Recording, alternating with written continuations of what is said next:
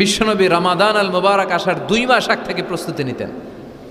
বিশ্বনবী দোয়া করতে শুরু করতেন রজব মাস থেকে, আর আল্লাহর কাছে বলতেন আল্লাহুম্মা বারিক লানা ফি রজব ওয়া শাবান ওয়া বাল্লিগনা রমাদান। রজব শাবানে বরকতে দাও, রমজান মাসে গুনাহ ঝরাও।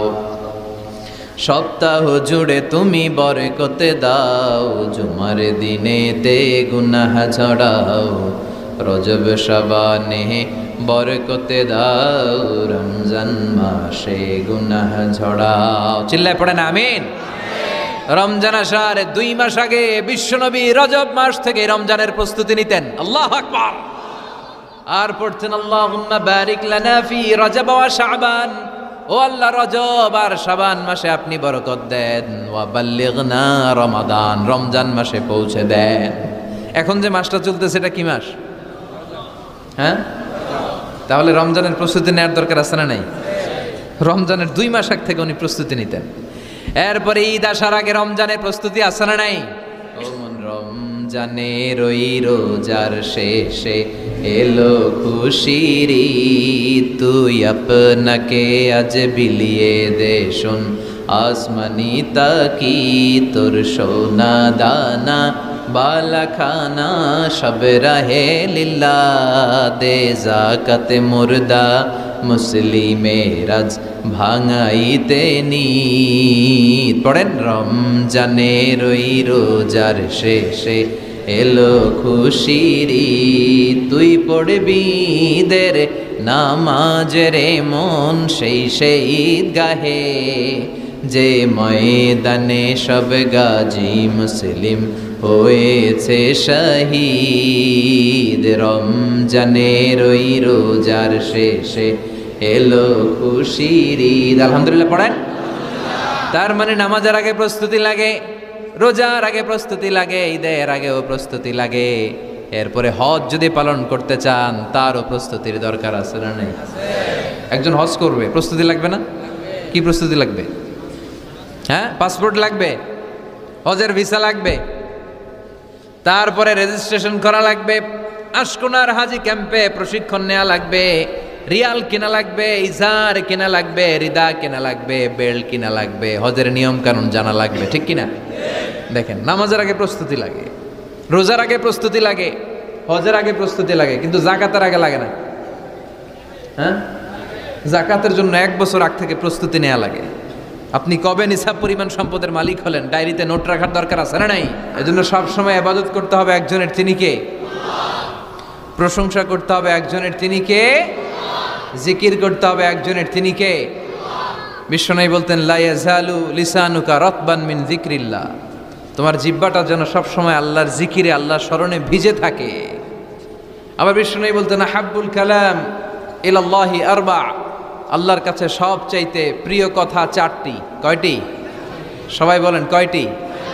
1 হচ্ছে সুবহানাল্লাহ, 2 হচ্ছে আলহামদুলিল্লাহ, 3 হচ্ছে লা ইলাহা ইল্লাল্লাহ, 4 হচ্ছে আল্লাহু আকবার। প্রথমটা কি? দ্বিতীয়টা? তৃতীয়টা? 4 নাম্বারটা? আবারও আওয়াজ করে সবাই পড়েন। প্রথমটা কি? দ্বিতীয়টা? তৃতীয়টা? চতুর্থটা? আহাব্বুল কালাম ইলাল্লাহি আরবা, আল্লাহর কাছে সবচাইতে প্রিয় কথা এই 4টা, সবচাইতে প্রিয় কথা। আর এই প্রতিটা কথার ভেতরে আল্লাহর নাম আছে না নাই? দেখেন, সুবহানাল্লাহ আল্লাহ আছে, আলহামদুলিল্লাহ, লা ইলাহা ইল্লাল্লাহ, আল্লাহু আকবার আছে না নাই? তার মানে জিকির করতে হলে ওই জিকিরের মধ্যে নাম থাকতে হবে কার? আল্লাহর নাম ছাড়া এদেশে অনেক জিকির আছে না নাই? লাফালাফি করে হুই হাই হুই হাই। জিকির হতে হবে তাদাররুআ ওয়া খুফিয়া, গোপনে, দুনাল জাহরি বিল কওল, চিৎকার চেঁচামেচি করে নয়। এদেশে অনেকে জিকিরও করে আবার বাসার আগায় উঠে যায়, আছে না নাই? আবার জিকির করতে করতে লাফাতে লাফাতে যিনি জিকির করে ওনার কাঁধের উপরে ওঠে, দেখছেন আপনারা? আমি এখন জিকির করাচ্ছি, তাসবিহ পড়াচ্ছি, আপনারা যদি লাফ দিয়ে আমার কাঁধে ওঠেন আমি যাব কই? আল্লাহ রাসূল সাল্লাল্লাহু আলাইহি ওয়াসাল্লাম সাহাবাদেরকে নিয়ে তাসবিহ পড়ছেন, জিকির করছেন, কোন সাহাবারা লাফাতে লাফাতে খেজুর গাছের আগায়? এরকম পাওয়া যায়? অথবা সাহাবারা আবেগের চোটে লাফাতে লাফাতে আল্লাহ রাসূলের কাঁধের উপর, এরকম হয়েছে কোনোদিন? তাহলে এইরকম সিস্টেমে হুই হাই করে লাফালাফি করে কোনো ধরনের জিকির করা যাবে? জিকির করতে হবে হাতের কড়ায়, গুনে গুনে, ভদ্রভাবে। আব্দুল্লাহ ইবনে আমর ইবনে আস তিনি বর্ণনা করেন, রাআইতু রাসূলুল্লাহ সাল্লাল্লাহু আলাইহি ওয়াসাল্লাম ইয়াকিদু তাসবিহা বিয়ামিনি, আমি আল্লাহ রাসূলকে ডান হাতের গিড়ায় এভাবে আস্তে আস্তে তাসবিহ পড়তে দেখেছি। কোন হাতের গিড়ায়? নাকি বাম হাত? আমরা কোন পন্থী? সব নবীরা কোন পন্থী ছিল? জান্নাতে ঢুকবে কোন পন্থীরা? এজন্য ডানপন্থী হতে রাজি আছেন তো সবাই? ডান হাতের গিড়ায় তাসবিহ পড়বেন, রাজি আছেন? এইভাবে ডান হাতটা উঁচু করেন, এই আঙ্গুলটা এই এখানে ধরেন, ধরে এইভাবে পড়বেন সুবহানাল্লাহ সুবহানাল্লাহ সুবহানাল্লাহ। এই আঙ্গুলের গিরা কিয়ামতের দিন আপনার পক্ষে সাক্ষী দিবে।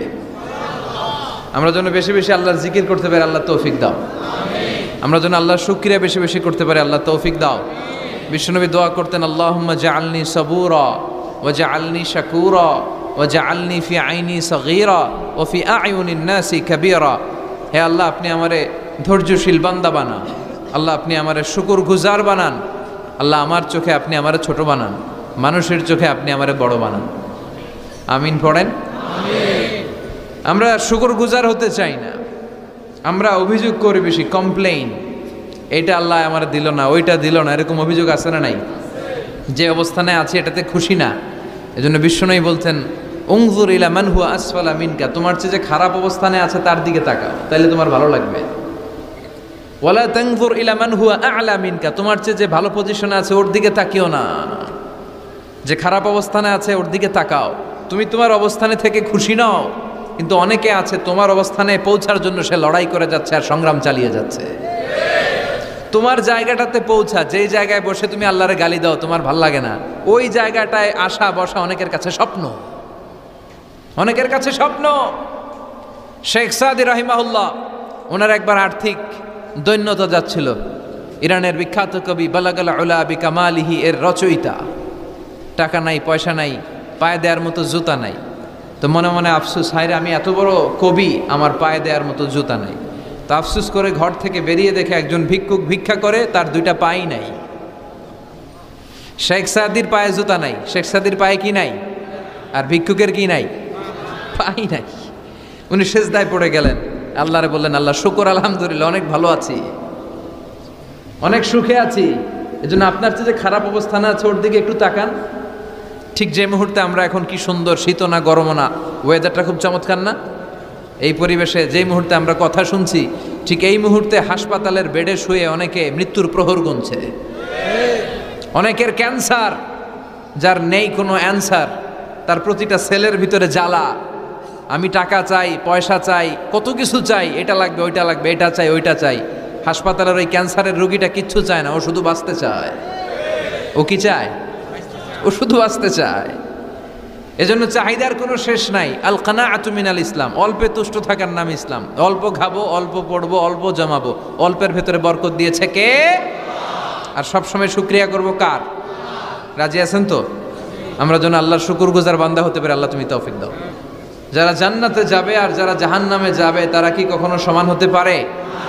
The people of paradise and the people of hellfire, they never be equal ever. The people of paradise and heaven, they gain the ultimate success in life. যারা জান্নাতি তারাই আসল সফলতা অর্জন করেছে, দুনিয়াতেও সফল, আখিরাতেও সফল। চিল্লায় বলেন ঠিক কি না? এখন the decision is yours, সিদ্ধান্ত আপনার যে আপনি কই যাবেন, আপনি কই যেতে চান, জান্নাতে না জাহান্নামে? আল্লাহ আমরা যেন জান্নাতেও এরকম একত্রিত হতে পারি, তুমি তৌফিক দাও। বিষ্ণু বলেছেন, ইকরাউল কুরআন ফাইন্নাহু ইয়াতি ইয়াউমাল কিয়ামাতি শাফিআন লিআসহাবি, বেশি বেশি কোরআনের তেলাওয়াত করো, কারণ এই কোরআন কিয়ামতের দিন তোমাদের জন্য সুপারিশকারী হবে। কোরআন যদি আপনার পক্ষে আল্লাহর কাছে সুপারিশ করে, আল্লাহ এই সুপারিশ ফেলে দিতে পারবে? পররাষ্ট্রমন্ত্রী যদি মাননীয় প্রধানমন্ত্রীর কাছে কোনো বিষয়ে সুপারিশ করে, রেকমেন্ডেশন করে, মাননীয় প্রধানমন্ত্রী এই সুপারিশকে কি রিজেক্ট করতে পারবে? কথা বলেন। এজন্য কোরআনের সুপারিশ আমরা চাই কি চাই না? এটা এমন একটা কিতাব যেই কিতাবে কোনো ভুল নাই, যালিকাল কিতাব লা রাইবা ফি হুদাল লিল মুত্তাকিন। This is the book, the most authentic and original book, reliable book in the world, whereof there is no doubt in it and a guidance to those who are muttaqin.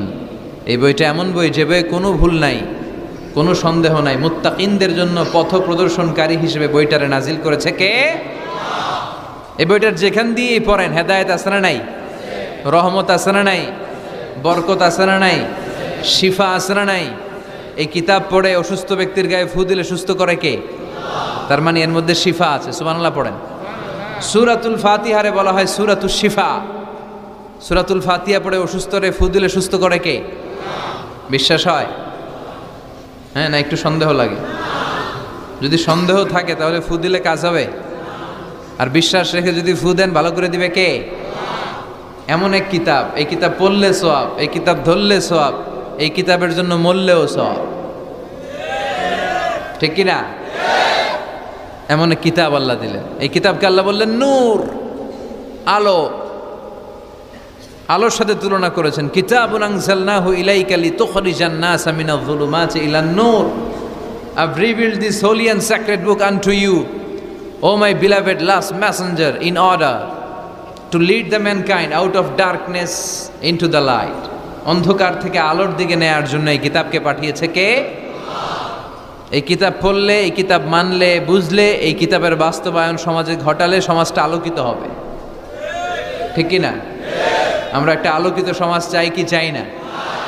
যে সমাজে এই কিতাব দিয়ে আইন করা হয়, এই কিতাবের আইনে সমাজে আইনটাকে বাস্তবায়ন করা হয়, ওই সমাজে কোনো ধর্ষণ থাকে, কোনো দুর্নীতি থাকে? ওই সমাজটা হয় মদিনার সমাজ, ওই সমাজটা হয় শান্তির সমাজ। এজন্য আমরা যেন কোরআনের সাথে সম্পর্ক বাড়াই, প্রতিদিন যেন কোরআনের তেলাওয়াত করি, একটি করে হলেও কোরআনের আয়াতের বঙ্গানুবাদ যেন আমরা পড়ি। পারা যাবে? সবাই পড়ে ইনশাআল্লাহ।